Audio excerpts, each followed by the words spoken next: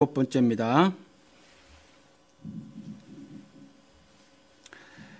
말씀은 지난주에 4장 26절까지 했는데 오늘 4장 20절에서부터 24절까지 다시 그 끝부분을 본문으로 채택했습니다. 제가 봉독해 올리겠습니다. 우리 조상들은 이 산에서 예배하였는데 당신들의 말은 예배할 곳이 예루살렘에 있다 하더이다. 예수께서 이르시되 여자여 내 말을 믿으라. 이 산에서도 말고 예루살렘에서도 말고 너희가 아버지께 예배할 때가 이르리라. 너희는 알지 못하는 것을 예배하고 우리는 아는 것을 예배하노니 이는 구원이 유대인에게서 남이라. 아버지께 참되게 예배하는 자들은 영과 진리로 예배할 때가 오나니 곧 이때라. 아버지께서는 자기에게 이렇게 예배하는 자들을 찾으시느니라. 하나님은 영이시니 예배하는 자가 영과 진리로 예배할지니라. 아멘. 우리 지난주에 예루살렘에서 드리는 예배하고 또 사마리아인들이 자기들이 신전을 지어놓고 예배를 드렸는데 그 문제 가지고 사마리아 여인인 이방인의 사마리아 여인이 예수님께 질문을 던지는 걸 배웠죠. 그때 제가 이렇게 말씀을 드렸어요. 예배는 그러니까 이때는 뭐 제사였을 텐데 예배는 신앙생활에 지금도 뭐 어찌 보면 그렇게 말할 수 있지만 신앙생활에 모두를 담고 있었어요. 그때는. 왜냐하면 1년에 한 번 나가서 제사를 드리고 하나님께로부터 그러니까 제사를 드렸다는 게 뭐 번제나 사실 5개 제사가 다 뭐 비슷한 겁니다. 내용은 비슷한 거예요. 다 죄의 용서를 구하는 거죠. 그런데 특별히 이제 번제가 제물을 가지고 나가서 태우고 그랬는데 그런 것들이 절대적으로 중요했던 그런 시절이었다는 거죠. 시대였어요. 지금하고 다르죠. 지금도 사실 그런 의미여야만 하는데 사실은 조금 약화되어져서 법적으로 그때는 그 일을 하지 않으면 안 되었었어요. 근데 지금 뭐 주일날 예배 빠진다고 해도 하나님은 그런 책망을 하지는 않으시겠죠. 왜냐하면 그때는 제도가 그랬었어요. 그때 반드시 나가 주었어야 했다는 거죠. 예외 조항이 없었던 건 아니에요. 예를 들어서 한나 같은 경우는 아기를 낳고 나서 아기의 젖을 물려야 하니까 올라가야 하는데 그 산에 올라가서 제사를 드려야 하는데 그렇지 못할 형편이니까 안 올라갔죠. 그러니까 구약시대에도 이와 같이 절대적인 의미가 있는 제사도 그런 경우는 빠지는 수도 있었다라는 거죠. 그런데 아무튼 신앙생활의 모두를 담는 거였는데 유대인들이 사마리아인들을 차별해서 예루살렘에서 제사를 못 드리게 했다는 거죠.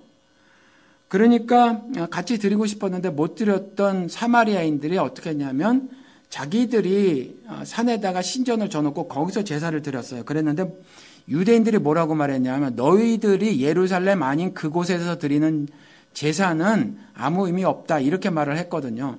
그러니까 단순히 제사에 의미가 없다라고 말한 건 제사가 아니라 조금 전에 말씀드린 것처럼 신앙생활의 모두를 담고 있었던 것이 제사였기 때문에 삶의 모든 것을 담고 있었던 것이 제사였기 때문에 너희들이 제사를 드리는 것, 예루살렘이 아닌 너희들의 신전에서 제사를 드리는 건 의미 없다라고 말하는 건 그들의 모든 삶을 부정하는 거예요.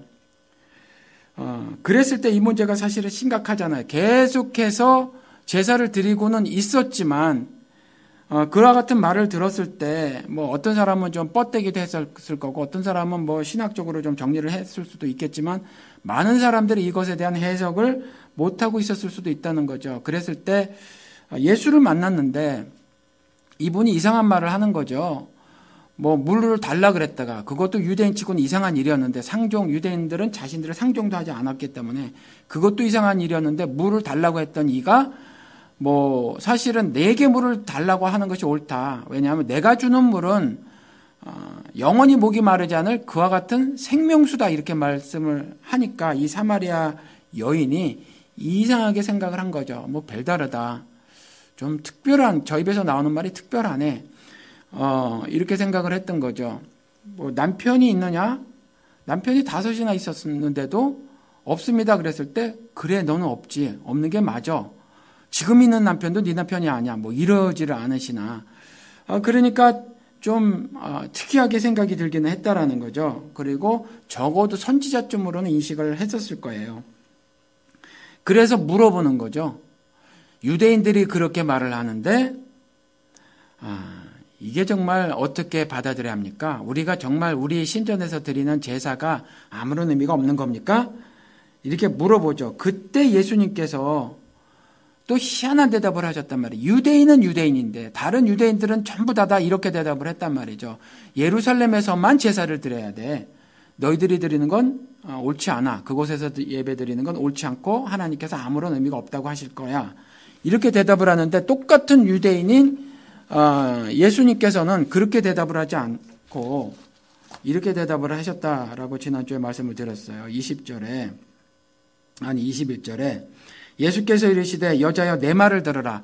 다른 유대인들 말 듣지 마. 내 말을 들어 라고 말하면서 내 말을 들으라. 이 산에서도 말고 예루살렘에서도 말고. 그러니까 그런 것들은 의미가 아니라는 거죠.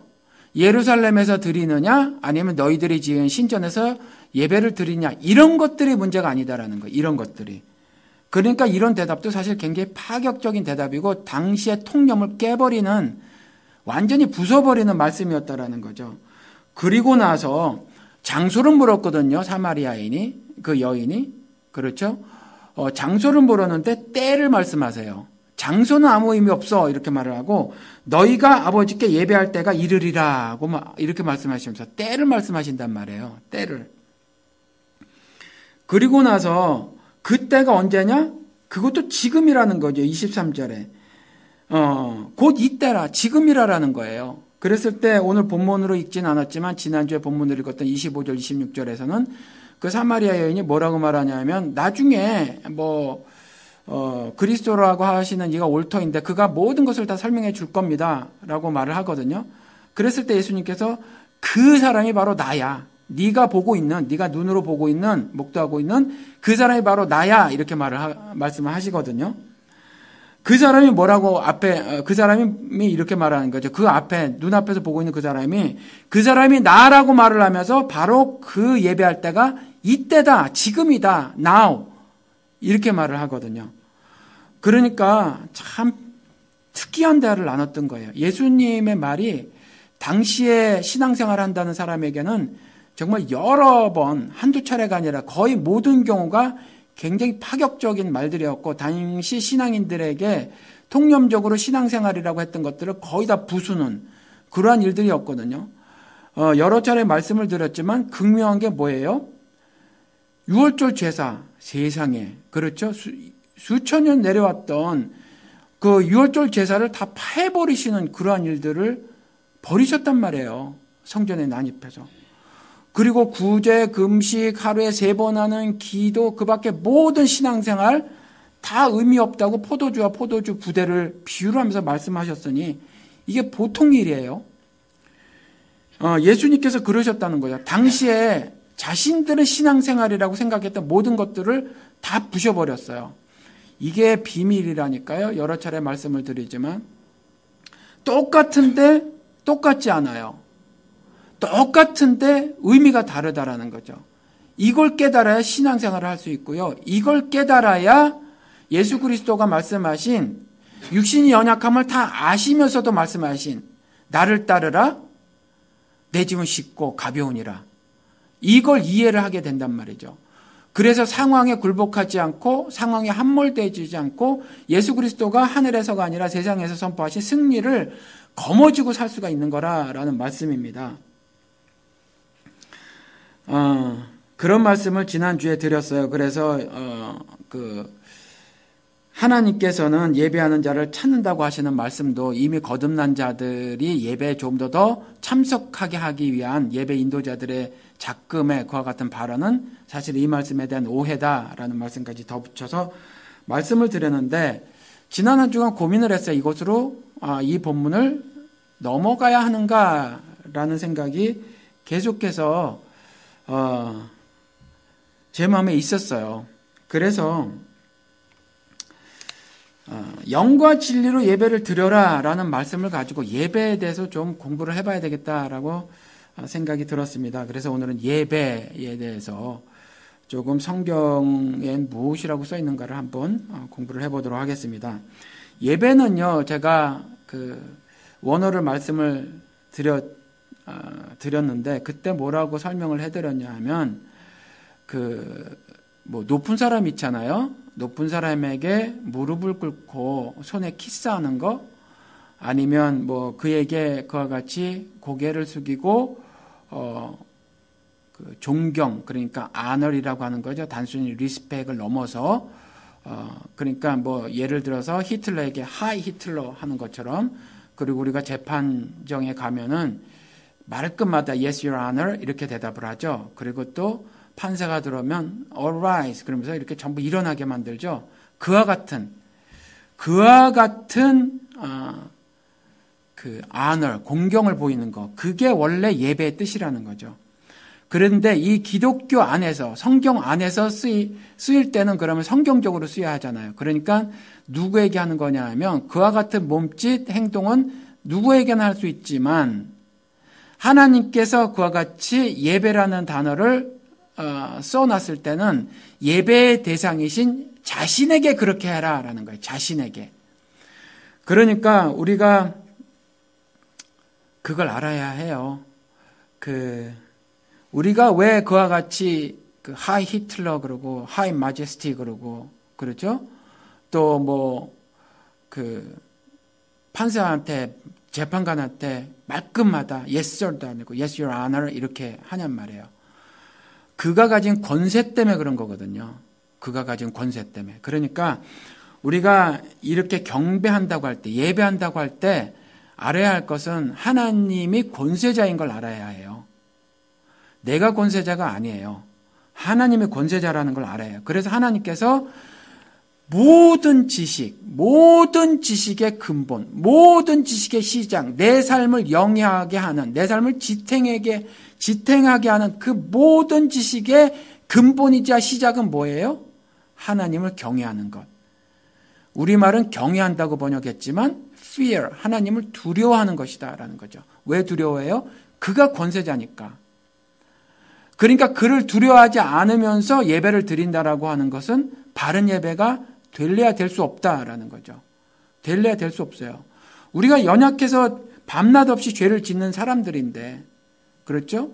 껐떡하며 하나님의 통치를 거부하며 사는 사람들인데, 내 마음은 여전히 세상에 좋은 것들 다 싸가지고 하나님께서 말씀하셨다고는 천국으로 가져가서 살고 싶은데, 온갖 금은보화와 그 다음에 더 넓은 처소, 안락한 장소, 이런 것으로 인식되어지는, 그렇죠? 그곳을 천국이라고 믿고 살고 싶은데 성경을 통해서 보면 아니더라라는 거잖아요.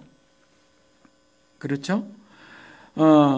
그래서 이 땅에서 살면서 사실은 세상 권세자를 권세자로 인식하고 또 이런 말들 흔히 한단 말이죠. 나는 아무도 안 믿어. 나만 믿어. 내가 스스로에게 권세자가 되는 거죠. 그래서 사는데 그러면 안 된다라는 거거든요. 이와 같이 하나님을 경외하는 것, fear, 두려워하는 것, 그것이 절대적으로 예배의 시작이고 근본이에요. 예배자의 태도는 그것이 되어져야 한다는 거죠. 하나님 앞에서 무릎을 꿇는 거죠. 하나님 앞에서 바우다운, 고개를 숙이는 거죠. 하늘을 우러러 보지도 못하고 땅을 쳐다보면서 가슴을 치는 태도로 드리는 것이 예배라는 거죠. 그러니까 이게 왜 그러냐면 그냥 권세자라고 말씀을 드리면서 이해하기 쉬우시라고 그렇게 비유를 통해서 말씀을 드린 거고, 성경도 그렇게 비유를 하고 실제적인 역사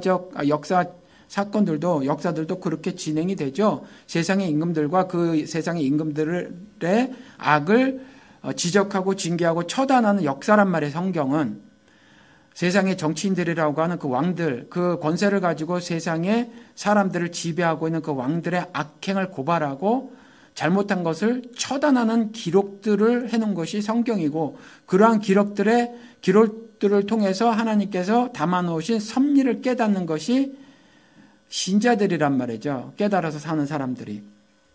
그렇죠. 그래서 이와 같이 그 두려움이 절대적으로 예배 드리는 자에게 자연 발생적으로 나타나는 건데 왜 그러냐 하면 하나님께서는 빛이라고 말씀이 되어지고 생명이라고 말씀이 되어지고 또 보이지 않는 영이라고 말씀이 되어지고 말씀이라고 또 그렇게 표현하더라라는 거죠. 그러면서 온 우주 만물을 다 창조하셨다. 이렇게 말씀하세요.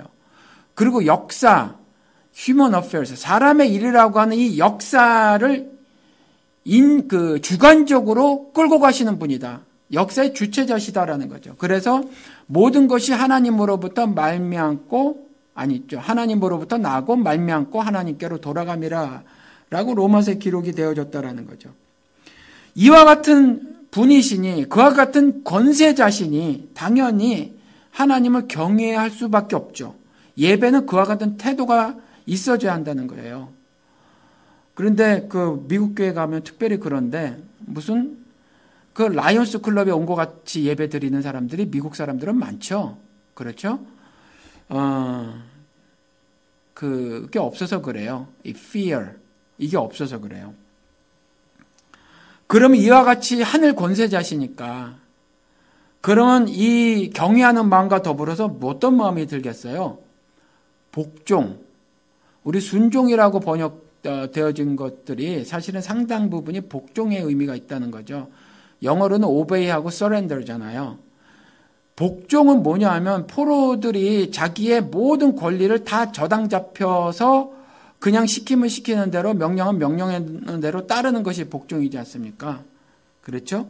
이와 같은 걸 말하는 거예요. 이와 같이 하나님의 모든 것 되신 분이시니까 온 우주 만물의 창조자시고 우리의 삶을 인도하시는 그 분이시니까 그리고 하나님의 자신이 가지신 권세로 절대 주권적 우리의 뜻대로가 아니라 자신의 뜻대로 인도해 가시고 창출해 가시는 그러한 분이시니까 우리는요 절대적으로 복종할 수밖에 없다라는 거죠.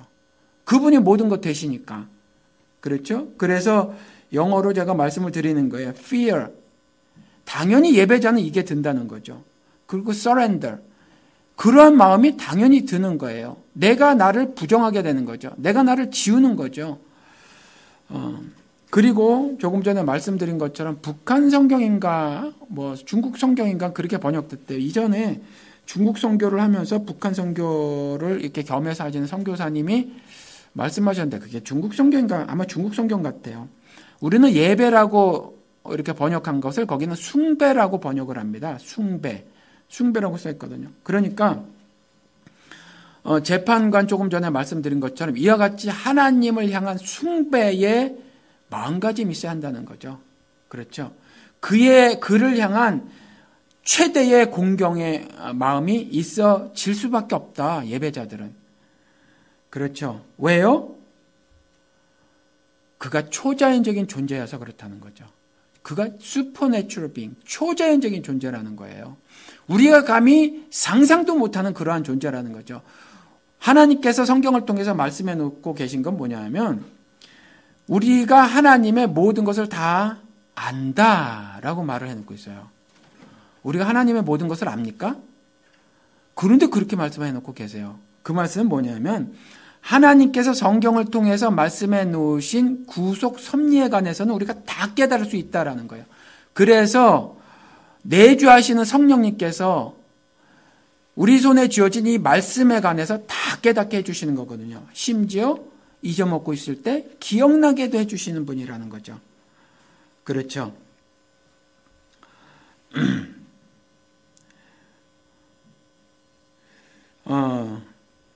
그럼에도 불구하고 사실은 우리가 하나님을 다 아는 것은 아니에요. 그렇죠. 이와 같이 구속 섭리를 깨닫는 거지 하나님이 구속 섭리로만 설명되어지시는 분은 아니거든요. 우리가 모르는 것이 엄청 많죠. 하나님에 관해서. 그렇죠. 그러한 존재니까 도무지 초자연적인 존재가 우리가 말은 있어요. 초자연이라는 말은 있지만 초자연을 경험할 수는 없죠. 그렇죠. 우리가 시간을 속을 이동할 수 있습니까? 공간 속을 이동할 수 있습니까?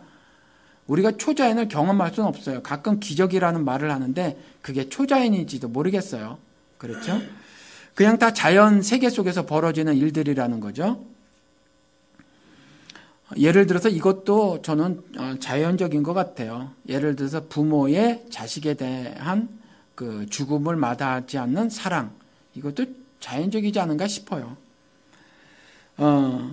그런데 초자연이라는 말을 쓰고 초자연적인 존재라는 말을 우리가 그냥 쓴다라는 거죠. 하나님, 왜요? 우리가 이해하지 못해서 그래요. 그래서 말씀이 육신이 되어서 오신 겁니다. 초자연적인 존재가 자신을 계시하시기 위해서 자연적인 존재로 오신 거죠. 그래서 우리가 깨달을 수 있게 되었더라라는 거예요. 그래서 예배는 이와 같이 세 가지 마음이 자연적으로 드는 것이 아닌가 싶다라는 거죠. 근데 오늘 말씀에 예배는 신령과 진정으로 예배를 드려라 라고 말씀을 하고 있거든요. 그러니까 worship in spirit, 신령으로 예배를 드린다라고 하는 말이 신령이라는 걸 도구로 드린다는 것이 아니라 영 안에서 예배를 드린다라는 거거든요. 영 안에서, 성령 안에서 예배를 드리는 거죠. 시편 22편 25절에 가서 보면 큰 회중 가운데서 나의 찬송은 주께로부터 온 곳이니, 그러니까 뭐냐 하면 예배를 드리는 거는요, 내가 예배를 드리고 싶다고 그래서 예배를 드리는 것이 아니라 예배를 드릴 수 있는 특권을 하나님으로부터 부여받은 사람만 예배를 드리는 거예요. 그러니까 창세기 4장 1절서부터 7절까지 가서 보면 두 사람이 하나님 앞에 나갔지만 한 사람은 예배를 드렸고 한 사람은 예배를 드리지 못했어요. 그런데 우리가 육신의 눈으로 보면 두 사람 다 예배를 드렸다니까요. 그런데 하나님은 한 사람의 예배는 받아들이시고 한 사람의 예배는 안 받아들이셨다는 거죠. 겉모습은 동일해도. 그렇죠. 그러니까 하나님께서 예배를 드릴 수 있는 특권을 주셨다는 거죠. 예배를 드릴 수 있는 특권을 주셨다라는 것은 하늘의 선물인 믿음을 주셨다라는 거예요. 예수를 그리스도로 알아보게 만든다는 거죠. 예수를 신앙의 대상으로 알아보게 만든다는 거예요. 예수를 구세주, 즉 그리스도로 알아보게 만들어서, 그래서 그 분이 내 삶의 의미가 되어짐을 내 마음을 다해서 고백하게 만든다라는 거죠. 내가 예배 드려야지 한다고 해서 예배 드리는 것이 하나님 보시기에 예배가 되는 것이 아니라는 거죠.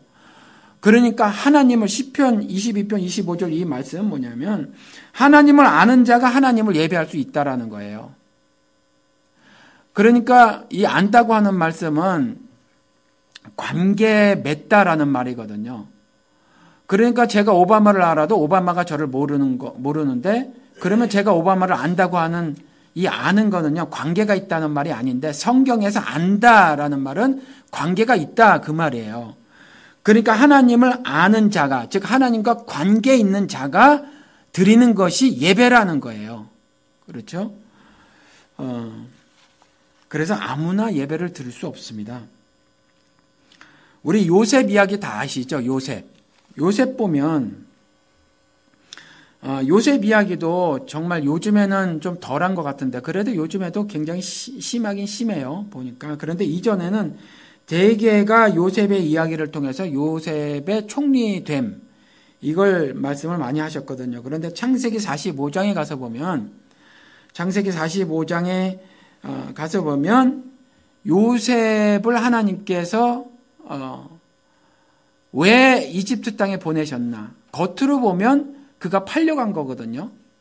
그런데 팔려간 게 아니라 하나님께서 그와 같은 일이 벌어지도록 하셨다라는 거죠.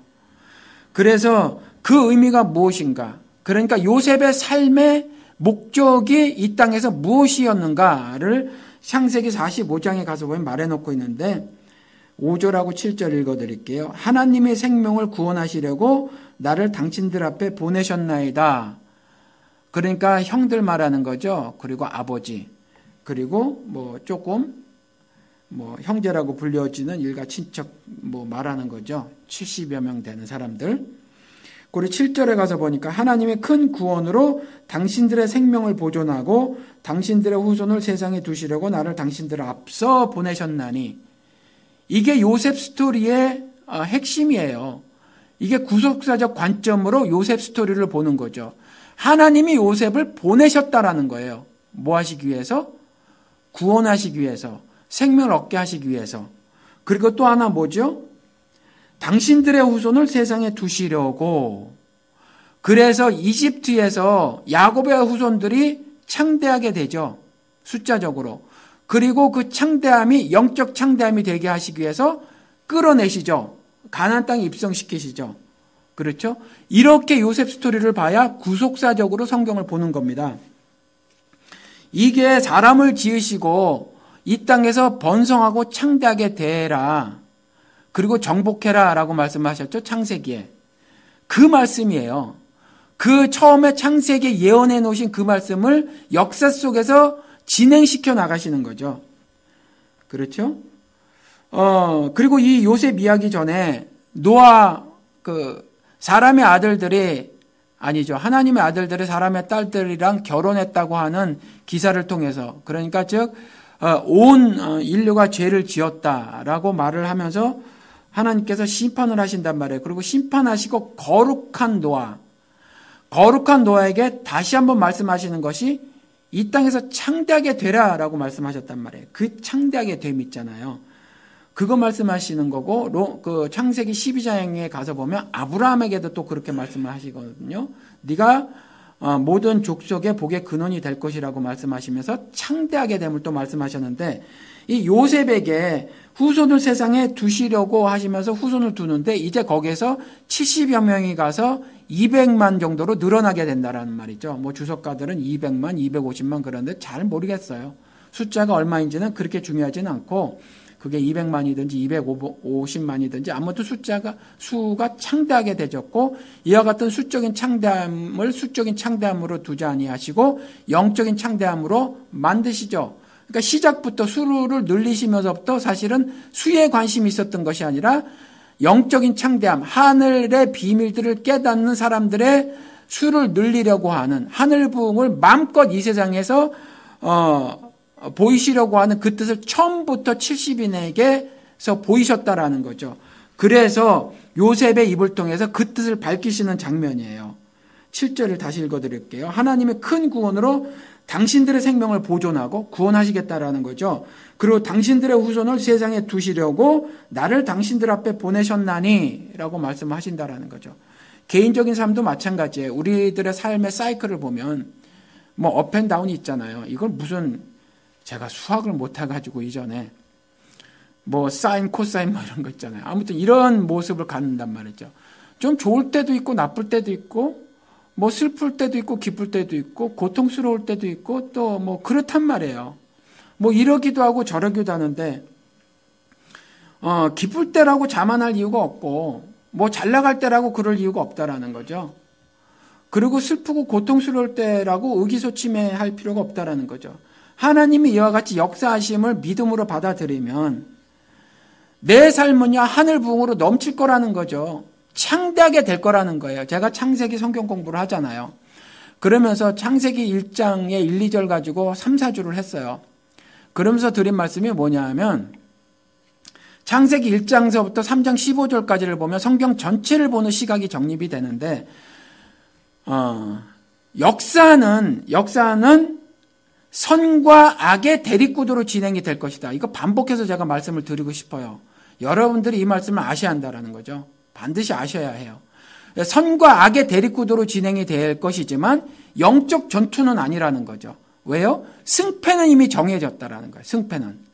승패는 이미 정해졌기 때문에 하나님의 영이 흑암의 깊음 위에 있는 그 수면 위를 운행하심으로 이미 승패는 정해졌음을 말씀해 놓고 계시고 천사장 미가엘이 단번에 아주 간단하게 무적행에 사탄을 가둬버리는 것이 요한계시록에 나오고 있고 그 중간에 그와 같은 역사들이 쭉 진행이 되는 건데 하나님을 절대적으로 신뢰하지 않은 사람들은 영적인 패배를 당하고 살고 하나님을 신뢰했던 그 사람들은 영적인 승리를 거머쥐고 사는 기록이 성경이에요. 그것이 역사예요. 창세기 처음에 예언을 해놓고 요한계시록에 완성을 하면서 그 가운데를 역사라고 하는데 그 역사적인 사실을 보여주고 있어요. 보여주고 있는데 하나님을 신뢰하지 않는 사람들은 계속 패배하고 살고요. 하나님을 신뢰한 사람들은 죽임을 당하더라도 예수 그리스도와 연합된 삶을 살아내므로 신앙의 절개를 지킴으로 승리하고 살더라 라는 기록이 성경 역사라는 거예요. 그렇죠. 그러면 요셉의 이야기도 그와 같은 선상에서 보아야 한다, 읽어야 한다라는 거죠. 한국은요, 가난했다가 부자가 된 나라라서, 물론 지금은 11위에서 15위로 떨어졌대요. 그렇죠. 매년 10조씩 재벌들에게 세금 탕감을 해주고, 매년 10조씩 세금 탕감을 해주기 전에 90조를 10년 동안 착취당했다고 하면서 돈 꼬다가 환급을 해주고, 환급을 해주고 난 이후도 10조씩 추가로 세금 감면을 해줬죠. 그리고 정권이 바뀌어서도 여전히 똑같은 짓을 저지르다 보니까 올 12월이 되면은 이제 그 노인네들 있잖아요. 주는 기초생활수급비가 못 줄 수도 있게 된답니다. 이제 한국도 미국처럼 그 지방자치단체가 뱅크럽 상태에 빠지게 될 수도 있대요. 그런데 지금 뭐 3대 재벌인가 5대 재벌이 캐시로 5만 원권을 비롯해서 캐시로 갖고 있는 돈이 500 몇십 조라네요. 돈은 돌아야 하는데 돌지 않는데요. 정말 한국을 보면 미친 것 같은데, 그러다 보니까 경제 규모가 브라질한테 지금 추월당했고, 인도한테 추월당했고, 그 다음 또 어느 러시아한테 추월당했대요.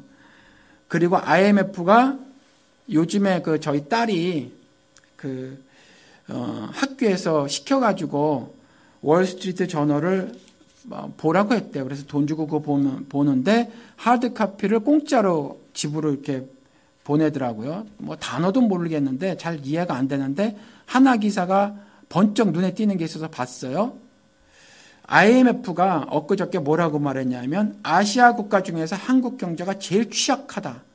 스트럭처가, 구조가 가장 취약하다. 태국이나 말레이시아만도 못하대요. 구조가. 현대 삼성 빼면 다 적자라네요.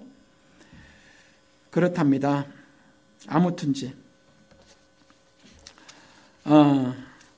그런데 이 요셉의 이와 같은 지금 역사들 있잖아요. 이 역사들을 성경을 통해서도 우리가 올바른 시각을 정립을 할 줄 알아야 해요. 그래야 내가 오늘 현대를 살아가면서 여전히 세상에 엮여져서 살잖아요. 그때 내가 올바른 신자의 삶을 살 수 있다라는 거죠. 이 요셉의 스토리를 통해서도 이와 같이 승리 선언을 이미 하고 계시다라는 거죠. 그렇죠? 내가 너를 구원해낼 것이고, 내가 너를 통해서 내가 택한 백성들을 구원해낼 것이고, 저들을 창대하게 할 것이다. 요셉을 통해서 이 말씀을 하고 계세요. 그렇죠? 이런 하나님을 예배하는 겁니다. 그런데 제가 이 말씀을 요 말씀만 드리려고 하는 것이 아니라 창세기 41장에 가서 보면 바로가 꿈을 꾸죠. 바로가. 그러니까 그냥 성경에 바로라고 기록이 되어져 있죠. 그러니까 바로는 왕이란 말이에요. 그러니까 어떤 특정인이란 말이 아니라, 그러니까 세상 임금을 성경에서 상징을 하는 거예요. 이 바로가 꿈을 꿉니다. 어떤 꿈을 꾸냐면 살찐 암소 7마리가 나오고, 그 다음에 삐쩍 마르고 못생긴 암소 7마리가 꿈속에서 나와요. 그런데 마른 염소가 살찐 암소를 잡아먹는 꿈을 꿉니다. 그리고 또 이어서 꿈을 꾸는데 줄기 하나에 무성하고 충실한 7 이파리가 나오고, 또 동풍에 삐쩍 말라 비틀어진 7 이파리가 나오는데, 이 삐쩍 마른 이파리가 말라 비틀어진 이파리가 무성하고 충성한 이파리를 삼키는 것, 그런 게 꿈에 나타나요. 그런데 그때도 술객, 즉 박수무당이 있었단 말이죠. 이집트에는 물어봤는데 못 푸는 거죠. 그랬을 때 이제 요셉이 풀어주는 거예요. 뭐라고 풀어주냐면 7년 풍년이 있은 다음에는 7년 흉년이 있을 겁니다. 우리 얼핏 생각하기에 7 동일하니까 그게 뭐가 문제가 돼. 잘 세이브했다가 저거 하면 되지. 그런데 그렇지 않죠. 흉년 한 해만 나도 난리잖아요. 사실은 실질적으로 역사는 그래요. 얼마나 많이 세이브할 수 있겠어요. 그렇죠? 그런데 1년 흉년도 아니고 2년 흉년도 아니고 7년 내내 흉년이라면 아사자들이 속출하겠죠? 그렇게 꿈에 몽을 했더니 바로가 요셉을 옆에다 두고 일처리를 해야 되겠다라고 생각을 하죠. 이 친구가 보통이 아니네라고 생각을 해서 큰 일을 맡기죠. 큰일을 맡겨서 요셉이 하라는 대로 해요. 요셉이 하라는 대로. 그래가지고 그 기근의 위기를 넘죠. 이집트가. 바로가 넘어요. 이 말씀을 왜 드리냐 하면 여러분들 먹고 사는 문제요. 하나님이 하나님의 사람인 요셉을 통해서 이방 나라 이집트도 먹이시더라. 기근에서 해방하시더라 라는 거죠. 그렇죠? 기근의 위기를 넘게 만드시더라 라는 거예요.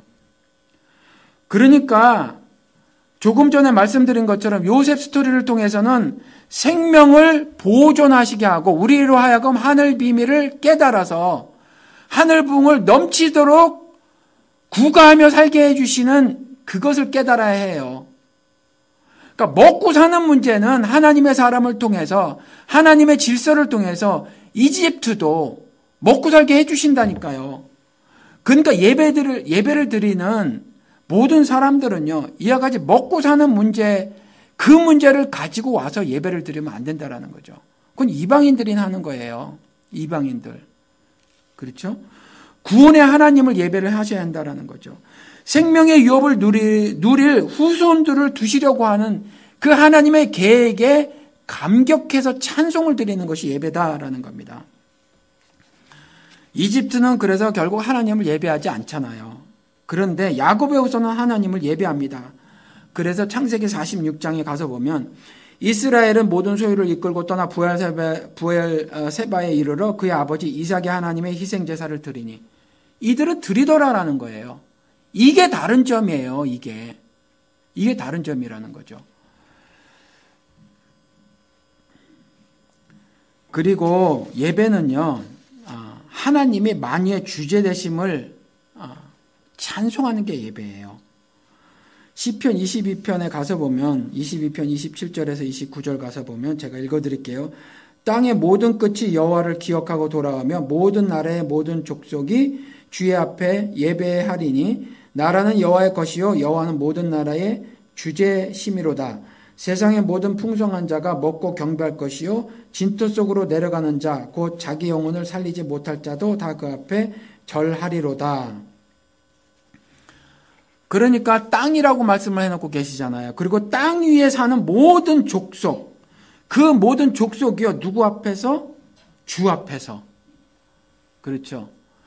그 땅에 있는 모든 족속들은요, 이방신을 섬기는 족속도 있을 것이고 세상 임금을 섬기는 족속들도 있을 것이지만 결국에 시편의 예언의 말씀대로 하나님 앞에서 모두 다 그와 같은 일에 대해서 부정당할 것이고요. 결국 하나님이 만유의 주제 되심을 고백할 수 없는 입과 마음이 될 것이다 라고 말을 하고 있다라는 거죠.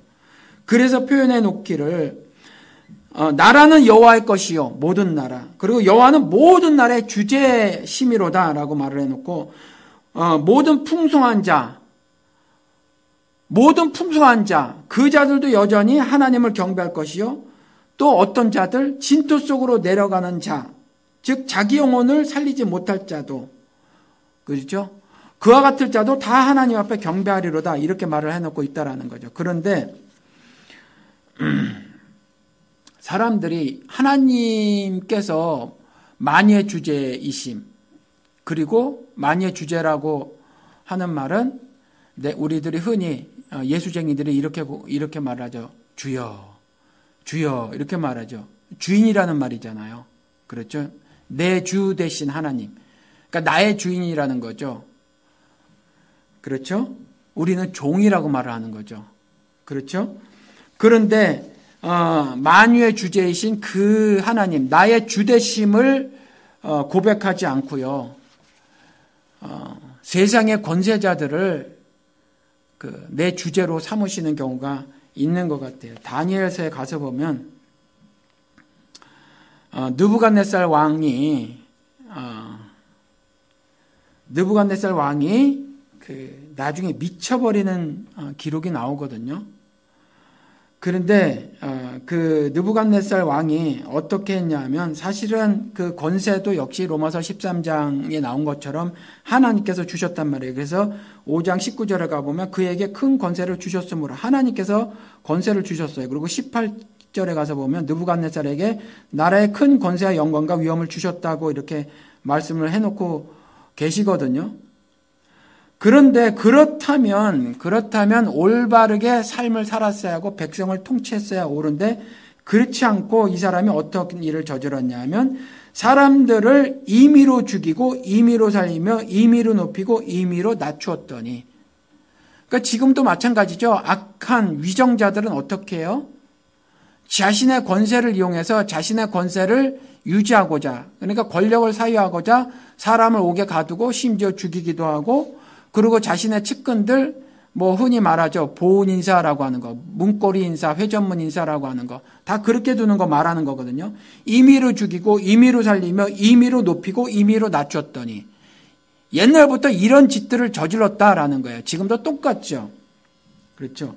그리고 나서 그렇게 하다 보니까 모두 다가 캐스팅 보드를 쥐고 있고 자신에게 주어진 권세가 크니까 자신 앞에서 벌벌 떤단 말이에요. 그러니까 20절에 뭐라고 말해놓고 있냐면, 그가 마음이 높아지며 뜻이 강팍하여 교만을 행함으로 그 왕위가 패한 바 되며 그 영광을 빼앗겼다라고 기록을 해놓고 있거든요. 그리고 결국 이 느부갓네살 왕은 미쳐버려요.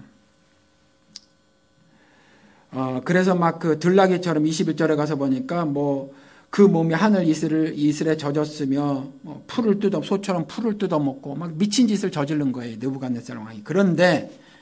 그런데 그 아들인 벨사살 왕이 22절서부터 가서 보면, 벨사살 왕은 제가 읽어드릴게요. 벨사살 왕은 그의 아들이 되어서 이것을 다 알고도, 그럼 반성하고 살아야 되는데, 어떻게 살아야 되는지 깨달아야 되는데, 다 알고도 마음을 낮추지 아니하고 도리어 자신을 하늘의 주제보다 높이며 그의 성전 그릇을 왕 앞으로 가져다가 왕과 귀족들과 왕후들과 후궁들이 다 그곳으로 술을 마시고, 왕이 또 보지도 듣지도 알지도 못하는 금, 은, 구리, 쇠와 나무, 불로 만든 신상들을 찬양하고 도리어 왕의 호흡을 주장하시고 왕의 모든 길을 작정하시는 하나님께는 영광을 돌리지 아니하더라라고 기록을 해놓고 있어요.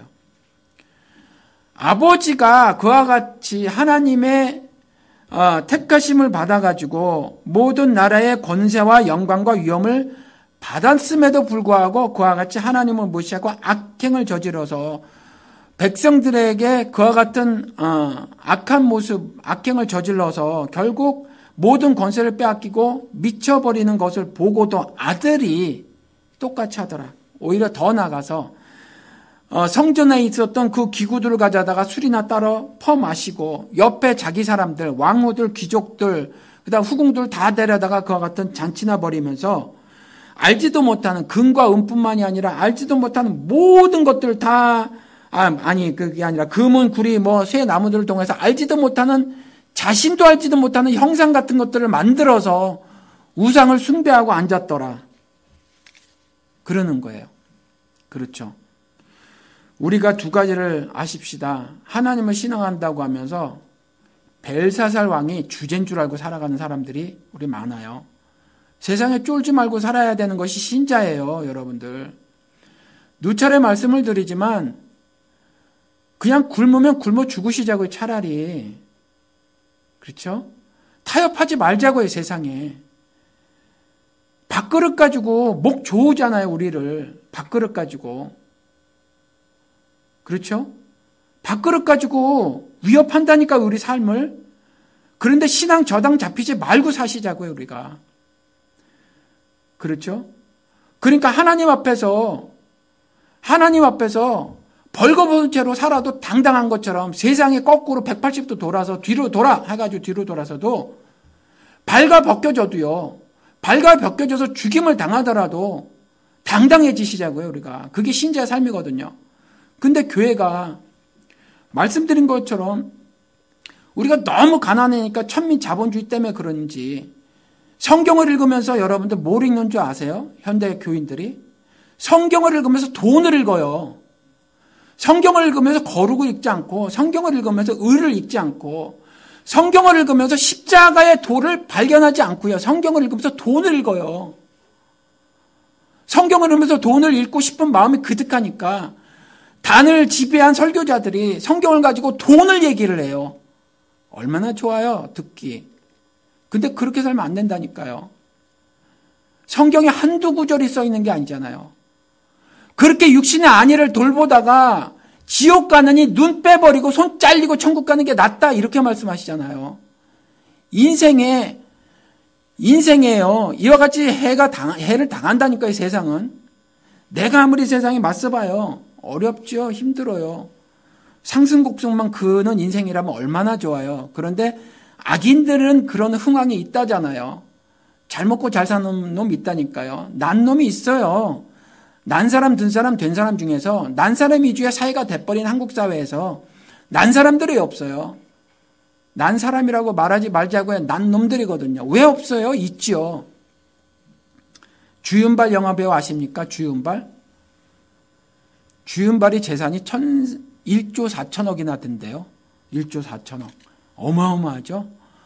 영화배우로 벌은 돈도 많지만 영화배우로 벌어서 그 돈이 안 됐을 거예요. 근데 부인이 부동산 그 투자에 그 귀재랍니다. 귀재.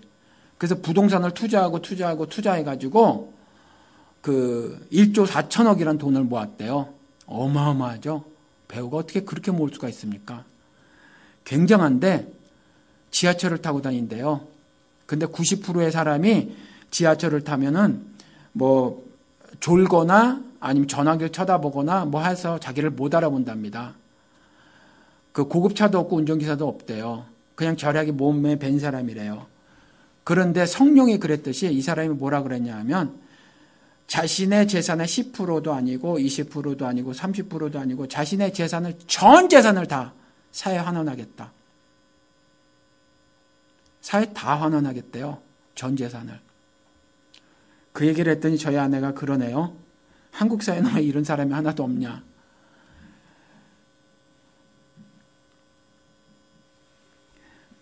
여러분들 우리도 이렇게 살자고요. 이렇게. 그 떨지 말고 쫄지 말고 그냥 그 일용할 양식을 구하라고 했으면 일용할 양식 구하고요. 두 번째 날 거는 썩을 거라고 그랬잖아요. 그리고 다 썩어버리는 거 역사 속에서 보여주셨잖아요. 그렇죠.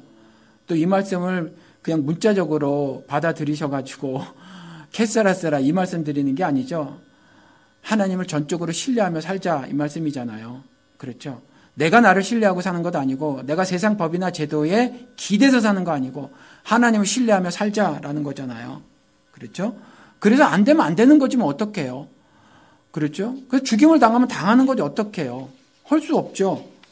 그렇지만 우리가 궁극적인 소망을 꺾고 살아서는 안 되잖아요. 하늘나라에 대한 소망을 꺾고 살아서는 안 되잖아요. 그렇죠. 그리고 그 하늘나라 영생의 삶은 예수 믿으면서 사는 거고요. 그러면 이 땅의 삶도요. 그와 같은 삶을 살 수 있다라고 제가 여러 차례 말씀을 드렸으니 그렇게 사시길 정말 바랍니다. 그러니까 하나님의 말씀대로 살지 않고요. 내 마음과 내 뜻대로 사는 건 하나님을 주제로 예배를 드리며 사는 것이 아니라 내가 나를 믿고 사는 거. 나는 아무도 안 믿어. 난 나만 믿어.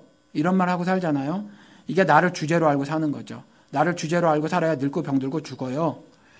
그리고 또 나뿐만이 아니라 세상의 주제를 섬기고 살죠.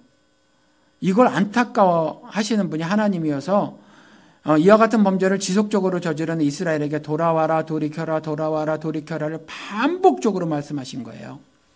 그렇죠? 그러니까 예배는요, 이와 같이 내가 드리고 싶어서 드리는 것이 아니라 믿음을 선물로 받아서, 그렇죠? 믿음이 있는 사람이 드리는 거죠. 하나님께서 예배를 드릴 수 있는 특권을 주셨고, 그것을 받은 사람만 드릴 수 있는 예배라는 거죠. 그래서 예배는 영으로 드리는 거다. 그렇게 말씀해 놓으신 거예요. worship in spirit이라는 거죠. 영 안에서 드리는 예배라는 거죠. 그러니까 성령을 마시지 않은 사람들, 내주하시는 성령이 없는 사람들은요, 예배 예식에 참석할 수는 있지만 하나님이 받으시는 예배를 드릴래야 드릴 수가 없어요. 가인처럼. 그렇죠? 그런 사람이 진리로 예배를 드리는 겁니다. worship in truth. 그렇죠? 요즘에는요, 진리가 훼손된 시대인 것 같아요. 그러니까 예수를 진리라고 생각하지 않는 사람들이 많아요. 기독교인이라도. 그리고 성경을 진리라고 믿지 않죠. 그리고 성경이 진리라는 말이 뭔지도 몰라요. 그래서 누가 예수 믿지 않는 사람들이 뭐 그거 이런 오류도 있고 저런 오류도 있는데 뭘 그게 진리야라고 했을 때 그것에 대해서 복음을 변호하지도 못하죠. 기독교인들이. 그리고 교회 바깥에서도 뭐 여러 가지 이걸 어떻게 과학으로 비교해봐 이게 어떻게 진리야라고 말했을 때도 여전히 복음을 변호하지 못해요. 복음을 변호하지 못한다라는 건 뭐냐면 성경을 진리라고 알고 있지 못하다라는 증거라는 말이죠. 그렇죠? 그리고 십자가를 유일한 구원이라고 받아들이지도 않는 것 같아요. 그러니까 교회 내에서 십자가의 도를 가르치기보다는 세상 도를 가르친다는 거죠. 그리고 그러니까 그리스도를 통하지 않고도 천국에 갈 수 있다고 주장하는 것이 요즘에 대세예요. 교회 내에서도. 그리고 십자가가 교인들로부터 외면당하죠. 관심이 있습니까? 십자가에 대해서? 십자가의 도에 대해서 관심이 있습니까? 그런 것 같아요. 이런 모습을 보이는 사람들은요, 진리로 예배를 드릴래야 드릴 수가 없어요. 그렇죠. 그러니까 예수를 진리라고 생각하지 않는 사람들, I am the truth. 내가 곧 진리라고 말했는데, 그렇죠? 예수가 진리이신 것이 무슨 뜻인지 모르는 사람들. 그러니까 예수에 대해서 관심 있는 것이 아니라 예수의 손에 들린 것이 무엇일까가 관심 있는 사람들. 이런 사람들은 진리로 예배를 드릴래야 드릴 수 없죠. worship in truth. 진리 안에서 예배를 못 드린다라는 거죠. 말씀 안에서 예배를 못 드린다는 거예요. 진리로 예배를 드린다는 말은요, 예배 시간에 뭐 찬송도 있고 헌금도 있고 설교도 있고 해서 설교가 있는 것이 뭐 진리로 예배를 드리는 거다. 이렇게 착각하시면 안 돼요. 그렇게 설교하시는 분이 계신데 결코 그렇지 않아요.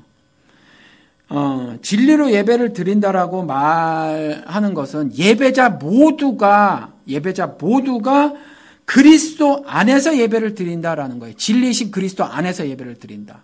다른 것 안에서가 아니라. 그러니까 항상 기뻐하라, 쉬지 말고 기도하라.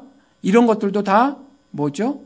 범사에 감사하라. 이것도 그리스도 예수 안에서 하나님이 너희를 향한 뜻이니라 그랬으니까 신앙생활의 모두, 신자의 삶의 모두, 그렇죠. 이 모두는 그리스도 안에서, 진리이신 그리스도 안에서 행해져야 한다라는 말이에요. 그러니까 진리로 예배를 드린다라고 하는 것은 진리 안에서 예배를 드린다고 하는 말이고 그것은 예수 그리스도 안에서 예배를 드린다라는 말이에요.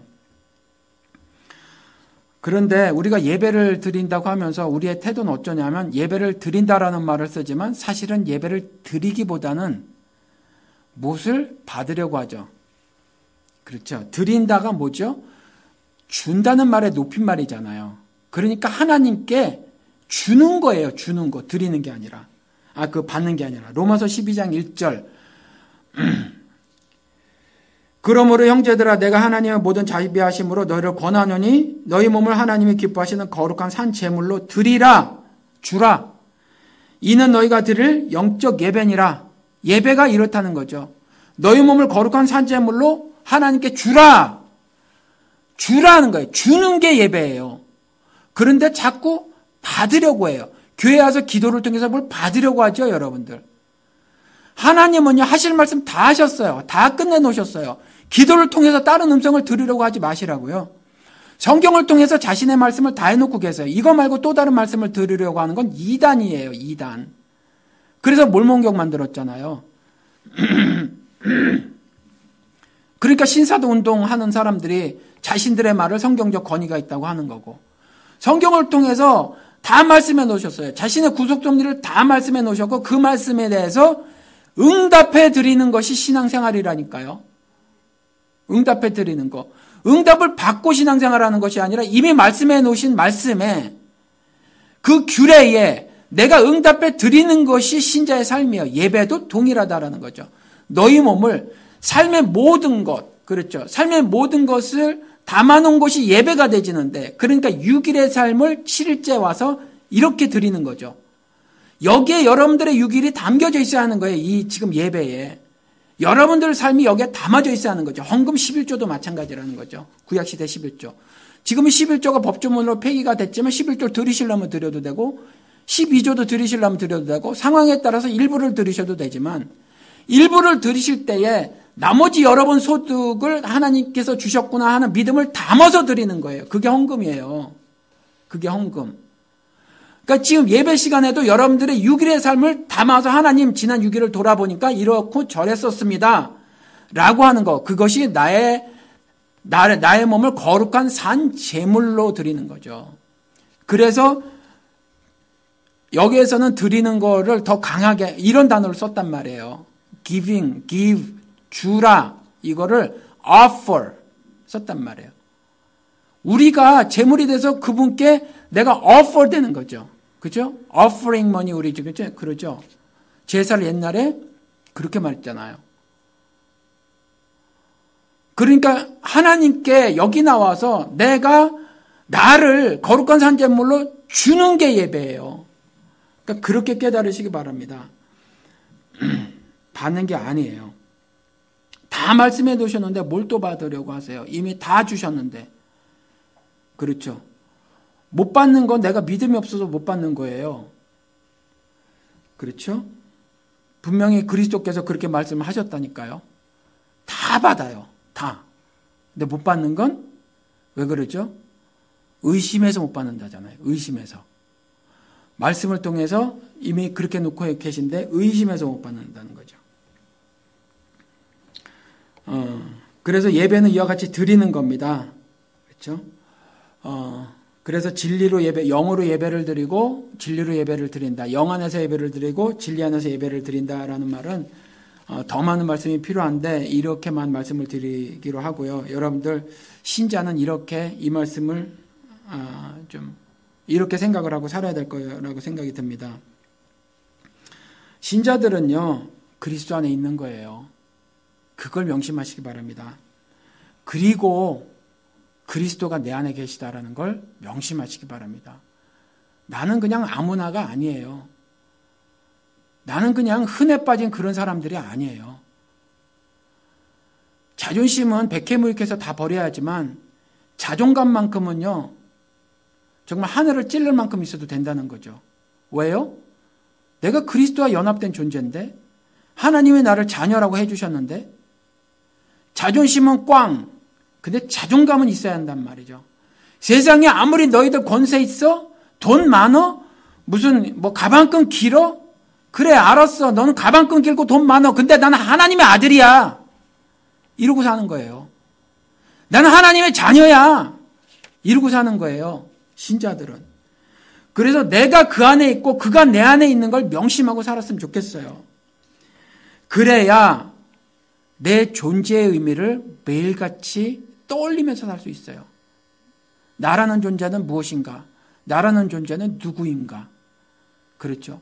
그래야 살아요. 그렇지 않으면요, 힘들고 어려워서 못 살아요. 왜요? 세상은 나를 스코어 매기잖아요. 너는 A, 너는 B, 넌 70점짜리, 넌 60점짜리, 넌 50점짜리. 그래서 너는 시간당 20불 줄게. 넌 시간당 10불 줄게. 넌 시간당 100불 줄게. 영주권도 없는 사람은 악덕기업주는 어떡하죠? 미니멈 웨이지도 안 주잖아요. 점수 매기거든요, 나름대로. 근데 하나님은 안 매겨요. 하나님은 절대로 점수 안 매겨요. 그냥 하나님의 자녀이기만 하면 돼요. 하나님의 자녀이기만 하면. 믿음이 좋고 나쁜 게 어디 있어요? 믿음 좋고 나쁜 거 없어요. 우리 흔히 그런 말 하죠. 우리 누님은 믿음이 좋아서. 도대체 뭐가 믿음이 좋은 겁니까? 믿음 좋은 게 어디 있어요? 믿음은 하나님이 주신 건데, 자신이 만들으셔서. 하늘 건데, 다 똑같지. 믿음이 있고 없고예요. 믿음이 좋고 나쁜 거 없고, 믿음이 있고 없고입니다. 그렇죠? 그래서 내가 그 안에 있고 그가 내 안에 있는 것을 명심하시면 내 존재가, 그렇죠, 의미가 어떤 것인 줄 알게 된단 말이에요. 그래야 세상에서 나 점수 매겨서 이와 같이 학대하고, 솔로몬 말대로 함부로 대하고, 심지어 박해하고 때리고, 법으로 때리고 제도로 때릴 때도 그래도 내가 지금 육신의 고통은 당하지만 웃기지 마. 하나님 말씀을 통해서 보니까 너희들의 끝은 자명해. 그렇지만 나는 구원을 받고 하늘로 올라갈 거야 하고 내 스스로에게 다짐하고 그들에게 소리쳐 내가면서 승리를 선언해 가면서 사는 것이 신자의 삶이란 말이죠. 이와 같이 사는 사람이 드리는 예배가 예배라는 겁니다. 그렇게 삶을 살아가는 사람들이 드리는 예배가 영과 진리로 드리는 예배입니다. 여러분들이 이와 같은 것을 잘 깨달으시고 교회 건물이 예루살렘에서도 아니고 이 산에서도 저 산에서도 아니고 가정에서도요, 생업 현장에서도 언제든지 예배를 드릴 수 있으니까 이와 같이 영과 진리로 예배를 드리심으로 날마다 하나님과 교제를 나누고 또 하늘의 비밀의 섭리들을 잘 깨달으시고 하나님이 주시는 새 힘으로 승리하시며 사시는 여러분들 되시기를 주님의 이름으로 축원을 드립니다. 기도하시겠습니다.